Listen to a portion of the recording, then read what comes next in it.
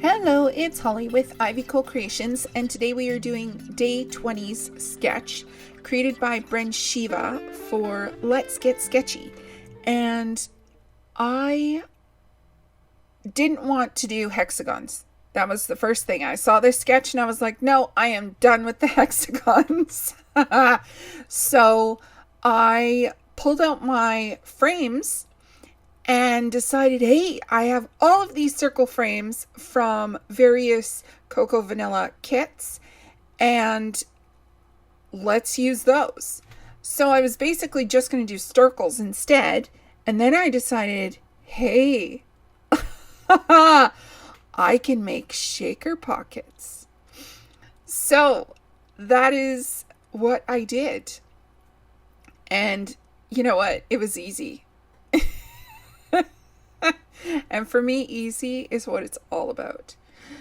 So I had a bit of a fuss trying to get the circles where I want them and get these strips of paper lined up, because there's supposed to be a couple going up and down on the page. And so every time I put them down to look at them, they look great. And then when I went to glue them, it never sat the way that I wanted it. So there was a bit of messing around with that, but in the end it turned out. So I have this packaging that was relatively thick, and I used that as the shaker pocket front, and I punched it out. The bigger ones I used a die to cut the circle, and the smaller ones I used a punch. And I punched it out, and then I just put it on the page and I drew the circle around it so that I knew where to put my foam tape, because the frame is relatively thick.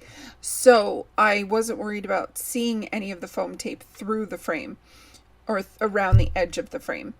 And then I just used double-sided tape to create the sticky part where the acetate would go onto the frame itself. So I created the little wells, and then I put the acetate on all of the frames, and then I filled all the wells, and then I stuck the frames on top like lids. And so I found that's the easiest way for me to make shakers. Then it creates a space where all my sequins go. I don't have to move the page. I don't have to move the paper. And it's a lot less messy for me. And so I have these really old sequin mixes by Spiegel Mom Scraps.